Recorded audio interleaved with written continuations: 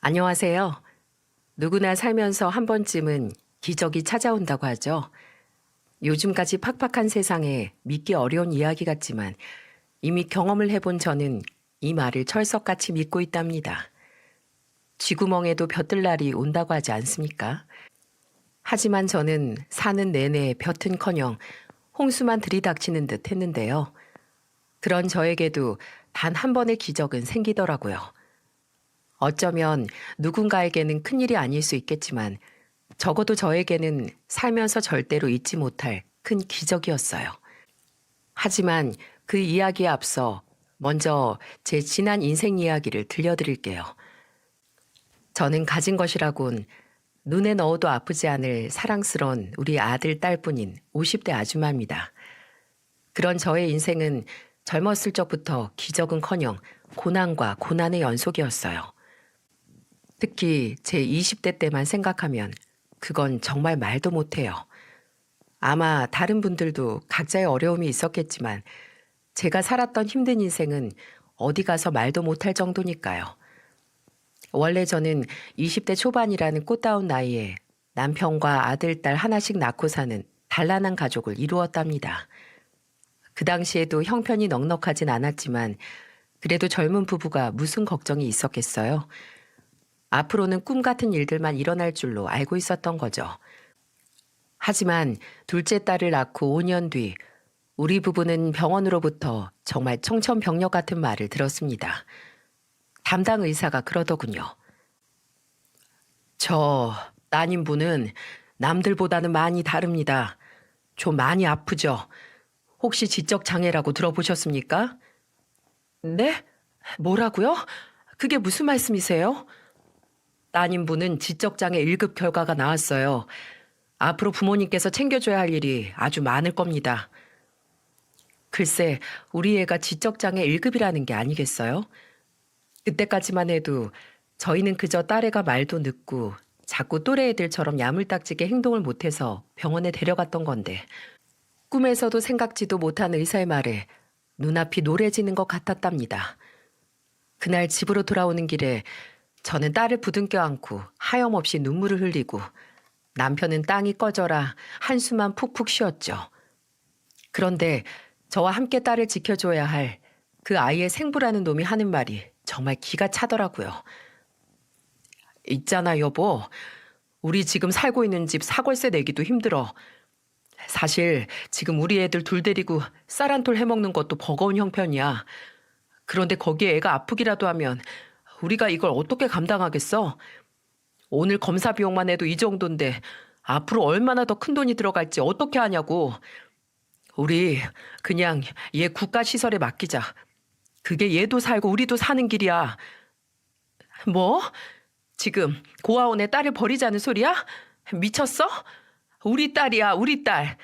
당신 그게 애 아빠로서 할 말이야? 가장이니까 내리는 결단이잖아. 내가 얘 아빠이기만 해? 우리 아들 아빠이기도 해. 아픈 딸 떠안고 내가 앞으로 얼마나 고생해야 할지, 그 고생해서라도 잘 먹고 살 수 있을지 하나도 장담할 수가 없는데 그럼 어떡하란 말이야? 그래야 우리라도 산다니까? 미쳤어? 난 절대 못해. 우리 딸 절대 못 버려. 에이씨, 그럼 당신이 혼자 키우던가? 이런 의견 차이로 인해 저희는 병원에 다녀온 후로 몇 날 며칠 동안 계속해서 싸웠어요. 저희 부부의 싸움은 점점 격해져 아이들이 자다가도 놀라 운 적이 한두 번이 아니었어요. 그렇게 싸움을 이어오던 어느 날 남편은 메모지 한 장만 남겨두고 사라져버렸죠. 자고 일어나니 꼴랑 몇 자 적어두고 야반 도주를 했더군요. 나는 이 애 못 키우니까 당신이 혼자 키우던지 해. 나 찾지 마. 이 가난 진짜 지긋지긋해. 결혼 초반에는 그렇게 같이 잘 살아보자고 하더니 저는 너무 허망했어요. 그렇다고 제가 나가서 일하는 동안 믿고 맡길 수 있는 가족도 없었고 이 넓은 세상에 저만 홀로 툭 남겨진 느낌이더군요. 앞으로 혼자 애 둘을 키우며 살아갈 생각을 하니 막막하기만 하고 그냥 콱 죽어버리고 싶었습니다. 하지만 그런 극단적인 선택을 하기에는 저는 이미 제 아이들의 엄마이자 하나뿐인 보호자였더라고요. 엄마 밥, 엄마 배고파, 엄마 배고파요, 엄마. 저만 바라보고 있는 아이들의 애처로운 눈빛을 저버릴 수도 없는 노릇이었죠. 그래서 저는 결국 아이들을 집에 두고 무작정 일을 구하기 시작했어요. 목욕탕 청소부터 식당 서빙, 사람을 구하는 곳이라면 어디라도 가서 일을 했답니다. 그리고 한 푼이라도 얻어와 아이들을 먹였죠. 그때는 잠도 어떻게 잤는지, 밥도 어떻게 먹었는지 지금도 기억조차 잘 나지 않네요. 정말 살기 위해 악착같이 버텼다는 말이 딱 맞는 말 같습니다. 그래도 상황을 인지할 정도로 나이가 있던 당시 7, 8살 되었던 아들은 제가 집에 가면 그 고사리 같은 손으로 어깨도 주물러주고 뽀뽀도 해주며 제게 많은 힘을 줬어요. 세상에 그 조그만 아이가 세숫대야에 가득 물을 담아와서 제 발을 씻기더군요. 엄마, 힘내세요. 엄마 오늘도 많이 힘들었어요? 제가 힘내게 도와줄게요. 아이고, 우리 아들. 이런 것도 어디서 배워왔어? 학교에서요. 저랑 제 동생을 낳아주시고 이렇게 힘들게 키워주셔서 항상 감사해요, 엄마. 그리고 자기 동생도 어찌나 잘 챙기는지 우리 아들만 생각하면 너무 기특하고 고마워서 지금도 눈물이 날 것 같답니다. 하지만 우리 딸은 그럴 수가 없었어요. 그건 어쩔 수 없는 일이었죠. 왜냐하면 딸은 내가 없으면 먹는 것도 씻는 것도 어디 외출하는 것까지 아무것도 할 수가 없었으니까요. 그래도 심성은 어찌나 순하고 고운지 제가 가면 항상 빵긋빵긋 웃으면서 얼마나 예쁜 짓을 많이 했는지 모른답니다. 그런데 딸애를 키우는 일은 보통이 아니었어요. 아무래도 딸아이가 다른 아이들보다 뒤처지다 보니 제가 일을 하러 간 사이 동네 아이들의 놀림거리가 되곤 했는데요. 그럼에도 불구하고 저는 시간상 도저히 제대로 신경을 써줄 수가 없었고 그때는 너무 바빠서 그 놀림의 정도가 그렇게 심한지도 몰랐습니다. 아무것도 몰랐던 저는 그저 딸아이한테는 엄마나 오빠랑만 밖으로 나가고 웬만하면 집 밖으로 나가지 말게끔 여러 번 주의를 주었는데요. 이런 저의 주의에도 불구하고 오빠를 좋아하는 천진난만한 딸애는 매번 오빠가 돌아올 시간이면 동네 앞으로 마중을 나갔나 봐요. 그러면 제 아들은 매번 동생을 놀리는 아이들에게 으름장을 놓곤 했답니다. 야, 너네 저리 안 가? 가! 그래서 저는 아들이 듬직하게 잘 지켜주고 있는 줄만 알았죠. 나중에 저의 이러한 안일한 마음을 뼈저리게 후회하는 일이 생기기 전까지는요. 어느 날 일이 끝나고 집으로 돌아오니 제 아들의 얼굴에 커다란 멍이 들어있는 게 아니겠어요? 아들, 얼굴에 이거 뭐야? 멍든 거 아니야? 아니야, 이거 넘어진 거야. 괜찮아. 뭐가 괜찮아? 누가 그랬어? 엄마한테 말해봐. 또 동네 애들이 괴롭혔어? 제가 계속 물어봐도 아들은 꿀먹은 벙어리처럼 좀처럼 입을 열지 않더라고요. 한참 동안 아들을 어르고 달래니 그제야 저희 아들이 낮에 있었던 일을 실토하는데 너무 화가 나 온몸이 부들부들 떨렸어요. 그날은 다른 날보다 아이들이 짓궂었다고 합니다. 세상에 그 어린애들이 얼마나 생각이 없고 영악한지 우리 딸한테 돌멩이를 던지기까지 했다네요. 그중에서도 심하게 놀리는 아이가 있어 저희 아들이 참지 못하고 주먹 다짐을 한 모양이었어요. 그런데 그의 엄마가 득달같이 달려오더니 제 아들을 크게 혼낸 모양입니다. 아주 온 동네 사람들이 다 보고 있는 자리에서 제 아들만 공개적으로 들을 말 못 들을 말을 다 듣고 있더랍니다. 처음에 아들은 정확히 그 여자가 무슨 말을 했는지까지는 저에게 말하지 않았어요. 그래서 저는 이웃집 애엄마한테 자초지종을 물었고 모든 얘기를 듣고 분노를 주체할 수 없었죠. 그 여자는 아직 10살도 안 된 제 아들을 쥐어박으며 이런 막말을 했다고 해요. 어떻게 된 집안이 애들 교육을 이렇게 시켜? 이래서 아빠 없는 애들이랑은 가까이 지내지 말아야 돼. 어딜 남의 귀한 자식한테 주먹질이야, 주먹질이. 보다 못한 한 할머니께서 아직 애들인데 너무 그렇게 다그치지 말라고 중간에 말리고 또 저에게 말을 전달해 준 이웃도 그래요. 말이 너무 심해요. 하고 거들었다고 합니다. 그런데도 그 여자는 오히려 도끼 눈을 뜨고 더 심한 막말을 했다는 거예요. 뭐야? 당신이 애 엄마야? 애 엄마냐고요? 아니면 빠져요. 얘네들 그 과부집 애들이잖아. 아니 그 여자는 애 교육을 어떻게 시키는 거야? 어디서 덜 떨어진 집구석 애들이 남의 귀한 자식한테 그 가난한 여자가 우리의 얼굴 부은 거 책임질 수 있을 것 같아? 어? 얘 입이 있으면 말을 해봐. 너희 엄마가 병원비 물어낼 수 있을 것 같냐고. 이 모든 이야기를 다 들은 저는 즉시 아들 손을 잡고 그 집으로 쳐들어갔습니다. 목욕탕 청소일 그까짓 거 하나 잘리면 하나 더 구하면 그뿐이다. 아주 오늘 그냥 너 죽고 나 죽자 하는 심정으로 그 집 대문 앞에서 온 동네가 떠나가라. 나오라고 나오라고 소리를 질렀습니다. 그 집 애엄마는 놀라서 나오더니 절 바로 알아보고는 곧바로 사나운 표정을 짓더군요. 그리고 표독스럽게 말했어요. 여기가 어디라고 왔어요? 낮에 있었던 일 얘기 들었죠? 그럼 굽신굽신해도 모자랄 판에 뭘 잘했다고 큰 소리예요? 자기 아들이 저지른 잘못을 아는지 모르는지 그 뻔뻔한 얼굴을 보니 더더욱 화가 났죠. 그리고 그때는 온 동네 사람들이 전부 싸움 구경을 하러 몰려든 상태였는데도 낯빛 하나 변하지 않더라고요. 제가 그 얼굴에 대고 바락바락 소리를 지르기 시작했는데 저는 제 몸에서 그렇게까지 큰 소리가 날 수 있다는 걸 그날 처음 알았어요. 이것 보세요. 우리 아들 얼굴 좀 보시라고요. 당신 아들이 내 딸한테 온갖 몹쓸 말을 쏟아내질 않나 돌멩이까지 던져대다가 이 사단이 난 거잖아요. 그런데 애엄마라는 사람이 그런 우리 아들한테 망신을 주고 혼을 내? 당신이 뭔데? 당신 집안이 잘못했잖아. 지금 당장 사과하세요. 이 여자가 미쳤나? 우리 애가 했다는 증거 있어요? 증거? 우리 아들이 그랬다는 게 증거예요. 이보다 더 정확한 증거가 어딨어요?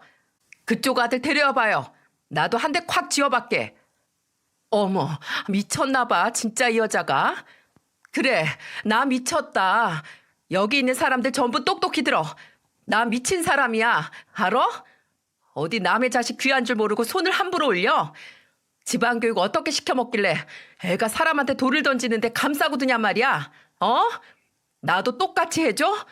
똑같이 해줘야 정신을 차리겠어? 그러면서 홧김에 근처에 있는 돌멩이를 드는 신용을 하자 그 여자는 깍 소리를 질렀어요. 뭐 하는 거예요? 그만해요. 한 번만 더 우리 애들한테 못된 소리하고 못되게 굴기만 해봐. 아주 똑같이 되갚아 줄 테니까. 여기 있는 분들 다들 똑똑히 들어요. 앞으로 우리 애들 못 살게 굴기만 해봐요. 우리 아들, 딸 괴롭히지 말라고요. 여러분들은 자식 없어요? 똑같은 부모 아니냐고요. 제 새끼들 귀한 줄 알면 우리 새끼들 귀한 것도 좀 알아달란 말이에요. 피를 토하듯 울부짖는 제 모습에 주변 사람들은 쥐죽은 듯 조용해지더니 슬금슬금 흩어지더라고요. 저는 그때만큼 악에 받쳐 누군가에게 소리를 질러본 적이 전에도 그 이후에도 없었던 것 같아요. 속에 있던 울분을 다 토해내니 거의 혼절하다시피 주저앉게 되었죠. 제 사정을 아는 몇몇 사람들만 저를 일으켜 세우고 토닥여줬습니다. 제 그런 절박함이 통했는지 다행히도 그 다음부터는 저희 딸을 놀리는 아이들도 저희 아들에게 해코지를 하려는 아이들도 전부 사라졌고 동네 사람들 입에서도 다시는 아빠 없이 큰애들이라든지 못 배웠다느니 하는 말이 나오지 않았죠. 하지만 우리 딸을 키우면서 겪은 고난은 거기서 끝이 아니었어요. 또 하루는 제가 또 일을 하러 나간 사이 혼자 있던 딸이 절 찾아오겠다고 집을 나선 모양이었어요. 학교를 마치고 집에 와 동생이 없어진 것을 본 아들은 놀래서 제게 달려왔고 저는 거의 정신이 반쯤 나간 상태로 딸아이를 찾아 온 동네를 이잡듯 뒤지고 다녔죠. 효민아, 효민아, 어디 갔니? 효민아, 엄마 여기 있어. 효민아, 효민아, 우리 딸 어딨어? 아주머니, 우리 효민이 봤어요? 우리 효민이 보셨어요? 효민아, 효민아, 엄마 죽어. 효민아, 효민아, 좀 빨리 와줘. 그렇게 미친 사람처럼 애를 찾고 다니다 결국은 못 찾고 집으로 돌아왔는데 집 앞에 딸이 있는 겁니다. 경찰관이랑 함께요. 다행히 아이가 혼자 길을 잃고 돌아다니는 걸 경찰관이 발견하고 물어물어 저희 집 아이인 걸 알아내 데려온 것이었죠. 저는 아이를 보자마자 안아주기는커녕 빽하고 소리쳤습니다. 효민이 너 어디 갔었어? 이리 와. 엄마한테 맞자. 어? 이리 와. 엉덩이 대. 엄마가 집에 있으라고 했지. 밖은 위험하다고 했어 안 했어? 너 없으면 엄마 죽어. 너 엄마 죽는 걸 보고 싶어서 그래? 엄마가 하루 종일 얼마나 너 때문에. 저에게 엉덩이를 맞은 딸아이는 울면서 잘못했다고 하고 경찰관도 진정하라며 저를 말리더라고요. 엄마 이렇게 놀래킬 거야? 다음에도 또 이럴 거야? 엄마 잘못했어요. 잘못했어요. 엄마 잘못했어요. 그날 딸아이를 부둥켜 안고 얼마나 울었는지 모릅니다. 곁에 있던 아들도 같이 엉엉 울고 그렇게 그날의 해프닝은 마무리가 되었죠. 그렇게 한바탕 소동이 끝나고 기진맥진에 새근새근 자는 애들을 보며 저는 그날 다시 한번 결심했습니다. 어떤 일이 있어도 제 애들은 제가 지키겠다고요. 다행히 마침 그때 저는 전보다는 좋은 조건으로 한 전집에서 주방 일을 도맡아 할 수 있게 되었어요. 그래서 이전보다는 딸을 더 잘 보살필 수 있었지만 선천적으로 몸까지 약한 딸에는 잦은 잔병치레와 갖가지 크고 작은 사고로 제 가슴을 들었다 놨다 하더군요. 그런데 참 이상하죠. 그런 사고뭉치 딸이라도 전 마냥 딸이 예쁘기만 했으니 말입니다. 그로부터 수년의 세월이 흐르며 제 아들, 딸은 무럭무럭 자랐습니다. 특히 저희 아들은 그날 이후 크면서 사고 한 번 내지 않았어요. 또 남들 가는 학원, 남들 다 있는 문제집 하나도 없이도 늘 학교에서 3등 안에 들곤 했습니다. 그런 애가 고등학교를 졸업하고 대학은 원서도 쓰지 않고 군대부터 가더군요. 아들, 하고 싶은 거 있으면 말해도 돼. 엄마가 어떻게든 뒷바라지 해줄 수 있어. 그런 거 걱정하지 말고 넌 하고 싶은 공부해. 아니야, 엄마. 내가 아직 하고 싶은 걸 못 찾아서 그런 거야. 곧 찾을 테니까 걱정하지 마요. 아휴, 내가 마음을 빨리 못 정해서 우리 엄마만 고생시키네. 원래 남자들은 이렇게 당장 답이 없을 때 후딱 군대 다녀와야 하는 거야. 건강하게 잘 다녀올 테니까 걱정하지 마요, 엄마. 그렇게 군대로 떠난 아들은 결국 그곳에 말뚝을 박더군요. 그렇게 공부머리가 뛰어난 앤데 우리 집이 가난해서 애가 직업군인이 된 건가 괜시리 걱정스러웠는데요.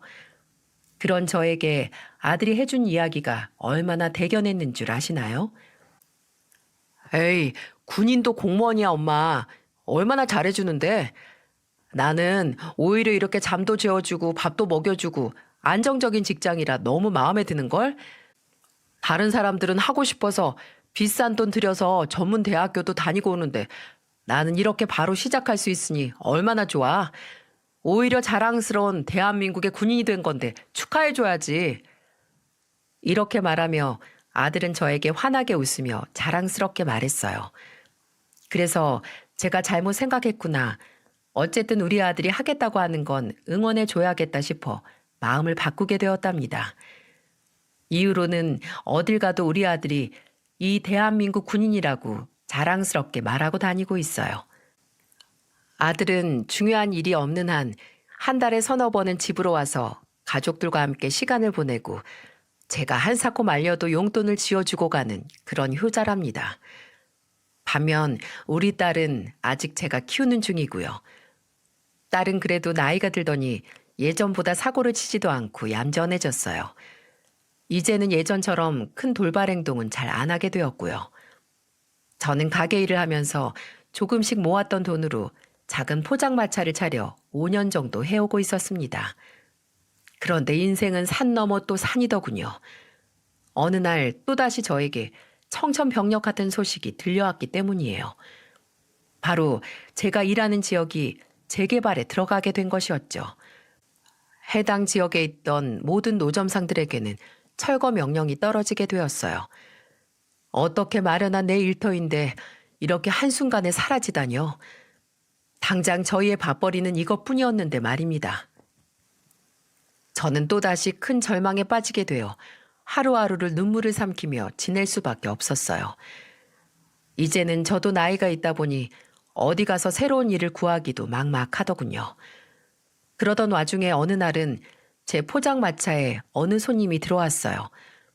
백발이 무성한 노인분이셨죠. 정장을 입은 모습이었지만 수염도 정리가 안 되어 덥수룩하고 머리도 떡져 한 일주일은 안 씻은 듯한 몰골이었어요.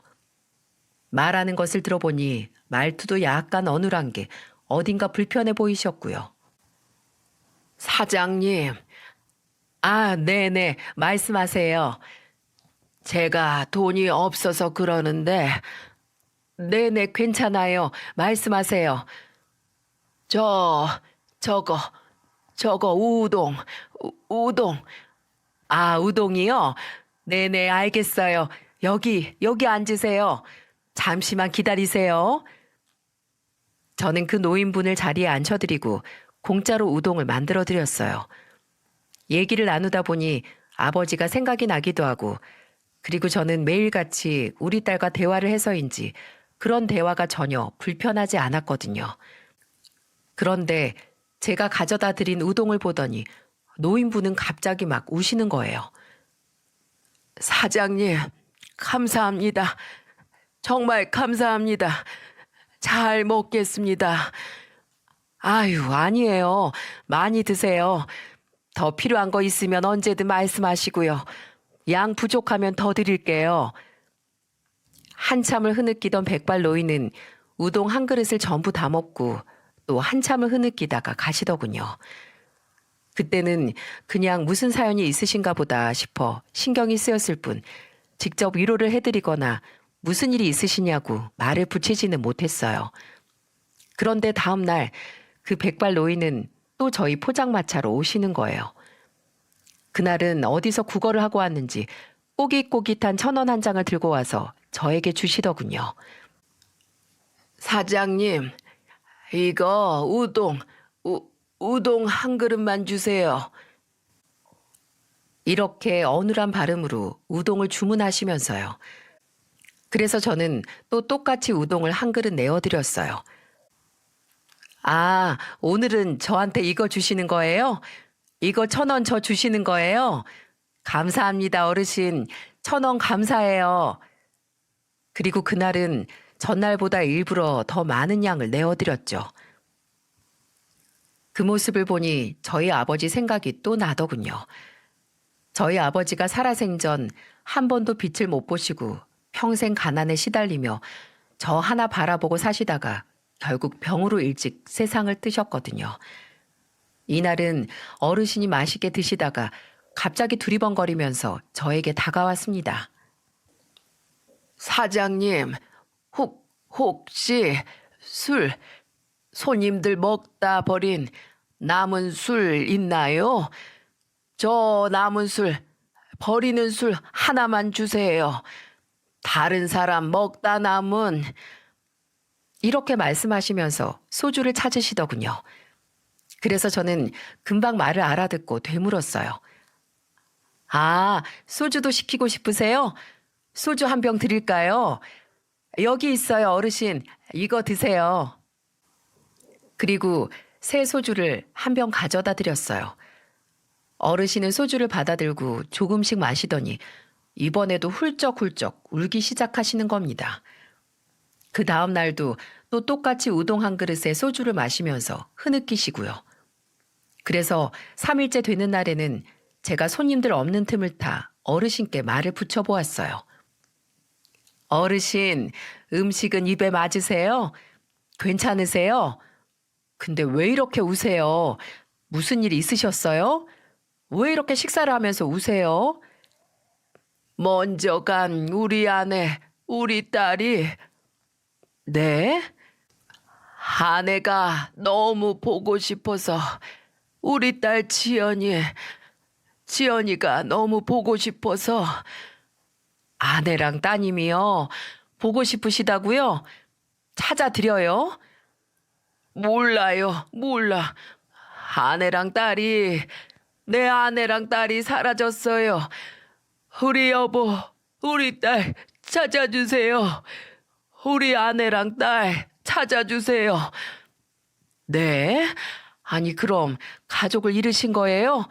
아내분과 따님을요? 제가 경찰을 불러드릴까요? 아니, 싫어. 경찰은 싫어요. 경찰은 못 믿어요. 그 사람들은 못 믿어요. 내 말을 안 들어요. 아이고, 그러셨어요. 네네, 어르신 알겠어요. 그렇게 저한테 이야기를 털어놓으며 더욱 크게 울음을 터뜨리는 어르신을 한참 달래고 보내드렸어요. 그런데 어르신은 그 다음 날에는 안 오셨더라고요. 저는 저녁 8시쯤이면 찾아오시던 분이 오지 않으시니 걱정이 이만저만이 아니었죠. 정신도 성치 않은 분이 어디서 해코지라도 당한 것이 아닌가 싶더라고요. 어르신은 하루를 걸러 그 다음 날 손이 이만큼 퉁퉁 부어서 오셨어요. 어머, 어르신 오셨어요? 어머, 이게 뭐예요? 어디 밟히셨어요? 아니면 어디 부딪히셨어요? 아유, 이런 건 병원을 가셔야지. 누가 이랬어요? 병원 싫어요. 병원 싫어. 안 가요. 안 가. 아유, 알았어. 일단 여기 앉으세요. 잠시만 기다리세요. 그리고 손님이 없는 틈을 타 후다닥 근처 약국에 다녀와서 간단하게 약도 발라드리고 붕대도 감아드렸죠. 만난 지 며칠 안 된 사이인데도 어찌나 속이 상하던지요. 다행히 왼손을 다치셔서 그날도 우동은 맛있게 드실 수 있었답니다. 다만 그날은 무슨 날이었는지 들어올 때부터 거나하게 취한 손님이 오시더니 어르신을 향해 큰 소리로 욕을 퍼붓더라고요. 거기 계신 손님들이 전부 다 쳐다봤을 정도로 크게요. 아이씨, 밥맛 떨어지게. 아니, 누가 저런 냄새나는 노친네를 가게 안에 앉혀놨어? 술맛 떨어지게 밥상머리에서 계속 질질 짜고 있질 않나. 여봐요, 할아버지. 나가세요. 네? 나가라고요. 보다 못한 제가 후다닥 나서서 말렸어요. 아유, 손님, 저희 아버지인데 오늘 더워서 땀을 많이 흘리셔서 그래요. 조금만 이해해 주세요. 불편하셨다면 정말 죄송합니다. 제가 서비스로 오뎅탕 해드릴게요. 화 푸세요, 손님. 아니, 가족이면 다야? 다른 손님들 전부 밥맛 떨어지게 굴고 있잖아. 아유, 제가 이렇게 대신 사과할게요. 죄송합니다. 죄송해요. 아줌마는 잘못 하나도 없어. 어? 이런 아버지 밑에서 고생만 하고 있는 거지 지금. 이 노인네가 죄인이지 죄인. 그 소리를 듣는데 정말 오랜만에 머릿속에서 뭔가 뚝 끊어지는 듯 하더군요. 저는 즉시 눈빛을 무섭게 바꾸고 쏘아붙였어요. 손님, 나가세요. 뭐요? 나가시라고요. 손님한테는 받을 돈도 팔 음식도 없어요. 나가세요. 얼른 나가요. 아니, 이 아줌마가 갑자기 왜 이래? 미쳤어? 손님은 부모도 없어요? 가족 없어요? 우리 아버지라고 했잖아요. 사람이 할 말이 있고 못할 말이 있지. 어디 남의 가족한테. 나가요. 당장 나가. 아줌마 미쳤어요? 이렇게 손님 내쫓고 장사 어떻게 해먹겠다는 거야? 내 가족 욕하는 사람한테는 저도 장사 안 합니다. 나가세요. 참나, 이놈의 가게 장사 아주 잘 되나 보자, 아주. 그 진상 손님은 나가면서도 아주 고약한 심보더라고요. 가게 안 손님은 한두 명씩 눈치를 보더니 계산을 하고 자리를 뜨시더군요. 그날은 저도 더 이상 장사를 이어가고 싶은 마음이 싹 다 사라졌어요. 그래서 아예 천막을 쳐버리고 가스도 꺼버렸어요. 그리고 소주 한 병을 새로 들고 와 어르신 맞은편에 앉았답니다. 그 사이 어르신은 겁먹으셨는지 조용히 떨고 있더라고요. 저는 다 괜찮다고, 이제 다 지나갔다고 어르신을 안심시켜드리고는 이러지 마시고 집으로 돌아가시라고 다른 가족분들은 없냐고 물어봤어요. 하지만 어르신은 제 질문에 끝내 대답하지 않으셨죠. 한참의 침묵 끝에 제가 먼저 입을 열었습니다. 그럼 그냥 이번엔 제 얘기를 해볼까요? 저도 뭐 인생이 그렇게 쉽지만은 않았어요. 원래는 남편도 있었던 젊은 새댁이었을 때가 있었죠. 아휴, 그런데 우리 딸아이가 다른 애들과는 다른 아이가 태어나 버린 거예요. 병원에서 그 얘기를 듣는데 아휴, 이 애를 어떻게 키우나 하늘이 노래지다가도 애 얼굴을 보면 요 조그만 게 얼마나 예쁘고 빵긋빵긋 잘 웃는지 도저히 버릴 수가 없더라고요.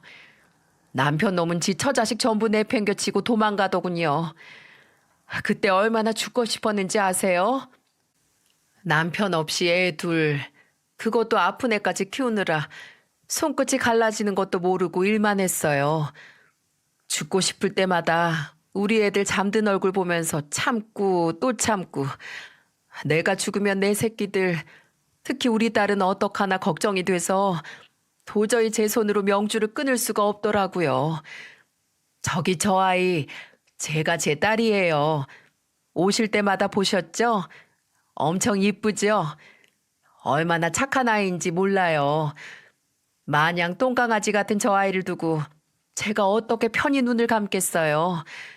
정신 차리고 보니 제가 벌써 성인이 됐어요. 머리는 아직도 3살짜리지만 벌써 다 큰 성인이 되어 있더라고요. 참 웃기죠? 살다 보니 그냥 아둥바둥 살다 보니 이때까지 사라지더라고요. 그런 저의 이야기를 조용히 듣는 어르신은 그냥 하염없이 눈물만 흘리시더군요.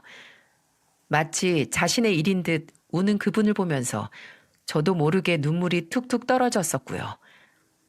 저는 어르신을 토닥이며 이렇게 위로했어요. 네, 우세요. 울어야 될 때 못 우는 것처럼 괴로운 게 없잖아요. 그것만큼 가슴이 아픈 게 또 어디 있겠어요. 우세요, 울어. 그래야 안 될 것도 되고 그런 거죠. 속 편히 울다 가세요. 그날 어르신은 자리가 다 파할 때까지 흐느끼기만 하다 가셨답니다. 어르신은 그 뒤로도 한두 번 더 오시더니 딱 일주일째 되는 날 평소보다 심하게 과음을 하시고 정신을 못 차리고 쓰러지셨어요. 저와 제 딸의 힘으로는 어디로 옮겨드릴 수도 없고 그렇다고 아직 쌀쌀한 날씨에 어르신을 계속 둘 수도 없고 말이에요. 결국 저는 어르신이 싫어하는 걸 알았지만 어쩔 수 없이 경찰을 불러서 도움을 받을 수밖에 없었어요. 신고를 했더니 경찰이 오셔서 어르신을 모시고 가시더군요. 그리고 그 어르신은 그날 이후로 한동안 볼 수 없었죠. 그렇게 시간이 지나 시간이 조금 흐른 뒤였을까요? 제 인생에 있어서 특별한 순간이 찾아왔습니다. 바로 항상 우리 포장마차에서 우동에 소주 한 잔 시키던 그 백발의 노인, 그 노인이 찾아왔던 순간이었어요. 어르신을 다시 만나 뵙게 된 건 포장마차 철거되기 바로 이틀 전이었어요. 저는 구청에서 통보한 철거일이 지나도 무작정 포장마차를 사수하며 지키고 있을 때였습니다. 당장 일할 곳도 돈을 벌 곳도 마땅하지 않았기 때문이었죠.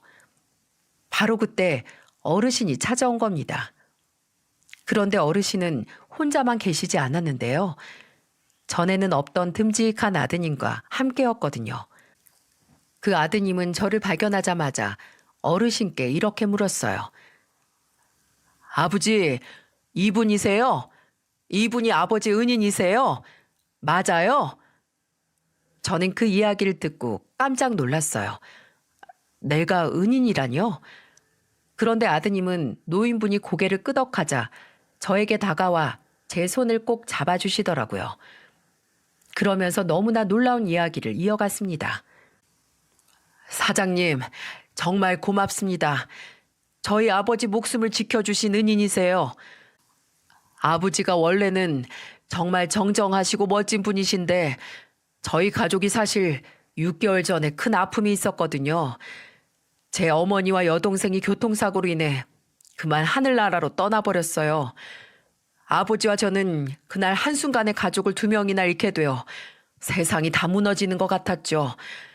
그런데 저는 그나마 젊어서 아버지보다야 버틸 수 있었지만 아버지는 그날부터 너무 큰 정신적 충격을 받으셔서 그만 자꾸 이상 행동을 보이시거나 헛소리를 하시더라고요. 믿고 싶지 않았지만 아버지는 너무 지독한 우울증에 걸렸다는 진단을 받으셨고요. 그래서 제가 더 각별히 돌봐드리려고 했는데 몇 주 전에 돌연 사라지신 거예요. 핸드폰도 집에 놓고 가시고 정말 몸만 사라지셔서 제가 그동안 얼마나 찾아 헤맸는지 모릅니다. 그런데 며칠 전에 사장님께서 저희 아버지를 경찰에 신고해 주셔서 겨우 찾을 수 있었어요. 정말 이 은혜를 어떻게 갚아야 할지 감사합니다. 사장님, 정말 감사드립니다. 저는 이 모든 이야기를 듣고 크게 놀랐어요. 무슨 깊은 사연이 있을 거라고는 생각했지만 생각보다도 훨씬 큰 아픔이 있으셨구나 하는 생각 때문에요. 그리고 아드님은 연신 저에게 고개를 숙여 감사를 표하셨는데 저는 사실 그만한 행동을 하진 않았다고 생각했어요. 그래서 아드님을 말렸죠. 아유, 아니에요. 무슨 은인이에요. 당연히 손님이 취하셨으면 집으로 인계해드리는 게 맞는 건데요. 제가 무슨 대단한 일을 한 것도 아닌데 됐습니다. 됐어요. 저야말로 어르신께서 제 술동무도 해주시고 얼마나 좋았는데요. 그 은인이라는 말 좀 그만하세요. 전 그럴 자격 없습니다. 그런데 아드님이 이어서 하는 말은 더더욱 충격적인 이야기였어요. 아닙니다. 사장님이 제 아버지의 생명의 은인이 맞습니다. 그날 저희 아버지가 집을 나가셨을 때는 짧은 유언도 한 장 같이 적어놓고 나가셨어요. 도저히 내 아내와 내 딸을 잊을 수 없다고요. 그리고 아버지가 말씀하시기로는 그날 정말로 여기에서 마지막으로 우동 한 그릇을 먹고 바로 어머니와 여동생의 뒤를 따라가려고 했다고 합니다. 그런데 사장님께서 너무 따뜻하게 맞아주셔서 그 힘으로 겨우 버틸 수 있었다고 하셨어요. 그 얘기를 듣는데 어찌나 놀랍던지요. 아버지 말로는 사장님께서도 정말 힘들게 살아오셨고 저희 아버지한테도 끝까지 사시라고 어떻게든 사라진다고 하셨다는데 그 말이 맞으신가요? 저희 아버지한테 그래도 살아야 한다고 조언을 주신 거 맞으시죠?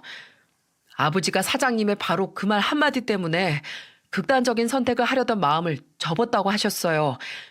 맞으시죠? 아유, 네, 그럼요. 산 사람은 살아야 하니까요. 먼저 간 사람을 굳이 따라갈 필요가 있나요? 먼저 가신 분들이 그걸 원치 않으시는데 말이에요. 그리고 저희한테는 남은 자식이 있잖아요. 남은 자식들 보고서라도 다시 힘을 내야죠. 어쩐지 술만 마시면 우시고 우동을 드시면서도 하염없이 우시길래 무슨 사연이 있을 줄은 알았지만 아휴, 그렇게 가슴 아픈 사연이 있으시다니. 그러니 정신이 온전치 못하는 게 당연하죠. 아휴, 어르신도 참 기구한 인생이시네요. 네, 감사합니다. 저희 아버지한테 그렇게 말씀해 주셔서 정말 감사해요. 저는 하마터면 어머니와 여동생을 잃은 지 1년도 안 돼서 또다시 아버지를 잃을 뻔했어요. 저희 아버지한테 다시 살아갈 힘을 주셔서 정말 감사합니다, 사장님. 사장님은 정말 제 아버지의 생명의 은인이 맞으시군요. 그러면서 그 아드님은 또다시 90도로 인사를 하면서 제 손을 잡아주었어요. 그리고 수차례 감사 인사를 표하시고는 자리를 떠나셨죠. 세상에 나만큼이나 기구한 삶을 사시는 분이 또 있구나 싶어 어찌나 걱정이 됐는지 몰라요. 다행히 나중에 듣게 된 바로는 그 이후 그 백발 어르신은 곧바로 정신과 그리고 여러 병원 치료를 받으며 상태가 많이 호전되셨다고 합니다. 얼마 뒤 아드님과 또 한 번 찾아오셨을 때 모습을 보니 안색이 훨씬 좋아지고 많이 안정을 되찾은 듯한 모습이더라고요. 그 모습을 보고 저는 일부러 밝게 말을 걸었어요. 아유, 손님, 또 오셨어요? 오늘은 뭐 드시려고요? 오늘은 공짜 우동 한 그릇 내어드릴까요? 네, 우동 한 그릇만 주십시오. 오늘은 두 배로 드리려고 왔습니다, 사장님. 우동 두 그릇만 주세요. 그렇게 찾아온 두 분은 우동을 역시 맛있게 뚝딱 드셨어요. 어찌나 그 모습이 보기 좋았는지요. 그런데 식사가 끝나고 아드님이 제게 찾아와 이렇게 말을 거는 겁니다. 사장님, 제가 듣기로는 이 지역이 재개발에 들어간다면서요? 그래서 여기 점포들 전부 철거해야 한다고 들었는데 맞나요? 제가 알아본 날짜는 이미 지난 것 같은데. 아, 뭐, 네, 맞아요. 구청 직원이 이미 여러 번 왔다 가긴 했는데 저희야 일단은 먹고 살 길이 이것밖에 없으니까 버티고 있는 거예요. 원래 철거 예정일은 지난주였는데 도저히 이 다음에 어디로 가야 할지 구해놓질 못해서요. 그래서 일단은 버티고 있습니다. 예. 제 얘기를 듣고 잠시 생각에 잠긴 아드님은 그렇군요. 일단 알겠습니다. 라고 조용히 얘기하더니 정말로 드신 음식의 두 배 가격인 우동 네 그릇 값을 지불하고 가셨어요. 제가 한사코 거절해도요. 제 인생의 기적은 바로 이튿날 찾아왔답니다. 저는 아마 평생 그날을 잊지 못할 거예요. 그날도 여느 때처럼 시간에 맞춰 포장마차를 오픈하러 갔는데 글쎄 그 아드님이 먼저 와 계신 겁니다. 그래서 저는 깜짝 놀라기도 하고 반갑기도 해서 인사를 건넸어요. 어머, 안녕하세요. 오늘도 우동 드시러 오셨어요? 아, 안녕하세요, 사장님. 아닙니다. 오늘은 제가 저희 아버지 부탁을 들어드리려고 왔습니다. 일단 안으로 들어가서 얘기하실까요? 아, 네네. 여기 앉으세요. 그렇게 아드님은 음식도 없는 포장마차 안에 자리를 잡더니 저에게 대뜸 이야기를 시작했는데요. 그 이야기는 도저히 믿겨지지 않을 정도로 파격적인 내용이었어요. 사장님, 원래 저희 아버지께서 유통사업을 오랫동안 하시던 분입니다. 그런데 이번에 겪으신 일련의 일로 인해 더 이상 사업을 이끌어 나가기 어렵게 되셔서 제가 사업을 물려받게 되었어요. 아버지는 제게 회사를 물려주시면서 한 가지 부탁을 하셨는데 그게 바로 사장님과 관련된 부탁이었습니다. 지난 몇 주 동안 저희 아버지는 사장님으로 인해 다시 살아갈 용기도 얻고 치료도 열심히 받아 많이 회복하셨거든요. 그래서 말인데 여기서 멀지 않은 곳에 저희 회사 건물이 있는데 그곳 1층이 자리가 마침 비어서요. 사장님께서 괜찮으시다면 그 자리에 사장님 가게를 내어드리려고 하는데 괜찮으실까요? 그 말을 듣고 저는 어안이 벙벙했답니다. 아드님의 마지막 말을 이해하는 것만으로도 한참이 걸렸죠. 제가 뭐라고 이렇게까지 큰 선물을 받을 수 있단 말입니까? 저는 손사래를 쳤어요. 아유, 손님, 아닙니다. 저는 그렇게까지 큰 선물을 받을 수는 없어요. 그건 저한테 너무 과분합니다. 마음은 너무나 감사하지만, 아니, 사람이 엄치가 있지. 어떻게 그렇게까지 큰 선물을 넙죽 받을 수 있겠어요. 괜찮아요. 그 마음 정말 감사합니다. 제가 오히려 감사하게 그 마음 받겠습니다. 아니에요, 사장님. 저희 부자 정말 진심으로 제안 드리는 겁니다. 게다가 사장님 사정도 저희 아버지가 다 들었지 않습니까? 특히 따님분에 대한 이야기 말이에요. 가뜩이나 따님이 몸도 편치 않으신데 언제 철거될지 모르는 이곳에서 장사를 이어가시는 것보다 번듯한 가게로 옮기는 편이 좋지 않겠어요? 그래도 저는 정말로 돌아가신 저희 아버지 생각하면서 음식 좀 내어드린 것밖에 없어요. 어르신을 보면 꼭 저희 아버지 같고 가족 같으니까. 제 말이 바로 그거예요. 어느 누가 생판 남을 자기 가족처럼 보살펴준단 말입니까? 사장님의 그 따뜻한 마음이 저희 아버지를 살리신 거라고요. 생각해 보십시오. 사장님이 아니었다면 저는 한순간에 제 가족을 모두 잃고 외톨이가 될 뻔했어요. 사실 이건 아버지의 부탁이기도 하지만 제 부탁이기도 합니다. 정말 제가 아버지까지 잃게 됐다면 얼마나 가슴이 미어졌겠습니까? 사장님은 저희 가족의 은인이에요. 제발 저희의 작은 성의를 받아주십시오.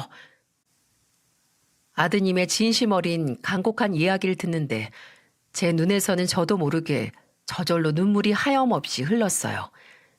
저도 가족을 잃어도 보고 또 가족 때문에 삶을 살아도 본 사람인데 그 마음을 어떻게 모를 수가 있겠나요? 저는 그제야 저에게 이런 이야기를 꺼내시며 조금이라도 그 은혜에 보답하고 싶어하는 그 심정을 알게 되었답니다. 그래서 결국 그 제안을 받아들일 수밖에 없었어요. 감사합니다. 저도 그 마음을 알 것 같아서 아휴, 얼마나 마음고생하셨어요. 감사합니다. 정말 감사합니다. 보답해 주신 은혜에 맞게 열심히 살아가겠습니다. 앞으로도 남들 도우면서 계속 살아갈게요. 정말 감사합니다. 감사해요. 말 그대로 눈물을 한 바가지 쏟으며 연신 감사하다고 인사하자 곁에 있던 딸도 뭣도 모른 채 절 따라 울더군요. 그 모습을 본 아드님 역시 눈물을 흘렸고요. 잠시 뒤 아드님은 무거워지는 분위기를 일부러 환기시키려는 듯 장난스럽게 이렇게 말하더군요. 사장님, 저희 래봬도 저희 아버지 피를 그대로 물려받은 사업가입니다. 이 동네에서 사장님 음식만큼 맛있는 곳은 찾기 어려워요. 이건 정말입니다. 제발 오셔서 저희 직원들, 아니 제가 점심시간에 맛있는 밥 좀 먹게 해주십시오. 그 말에 한참 울던 저는 그만 푹 하고 웃음을 터뜨릴 수밖에 없었죠. 그리고 그로부터 얼마 지나지 않아 정말로 아드님은 멀지 않은 곳에 제 가게를 차려주었어요. 단순히 공간만 내어준 게 아니라 명의까지 제 명의로 된 진짜 제 가게를 차려줬죠. 지난 수십 년간 요리를 하면서 제 이름으로 된 제 가게를 제대로 내본 적은 한 번도 없었어요. 난생 처음이었죠. 개업을 하는 날 얼마나 감정이 북받치던지 또 한 사발 눈물을 쏟을 수밖에 없었답니다. 제게 이야기했던 것처럼 아드님은 정말로 저희 가게에 자주 오셔서 맛있게 점심을 드시고 가셨어요. 뿐만 아니라 직원 회식도 저희 가게에서 하는 등 물심양면으로 많은 도움을 주고 계시답니다. 아드님의 이러한 노력 덕분인지 저희 가게는 날로 손님이 많아지고 있어요. 그렇기 때문에 정말 눈코 뜰 새 없이 바쁜 하루하루를 보내고 있죠. 그래서 몸은 조금 고되지만 저는 요즘만큼 행복한 나날이 없답니다. 저에게 찾아온 이런 기적 같은 일에 하루하루 감사하며 살고 있어요. 또 치료로 인해 상태가 정말 많이 호전되신 어르신은 이제 전처럼 말을 심하게 더듬지 않게 되었어요.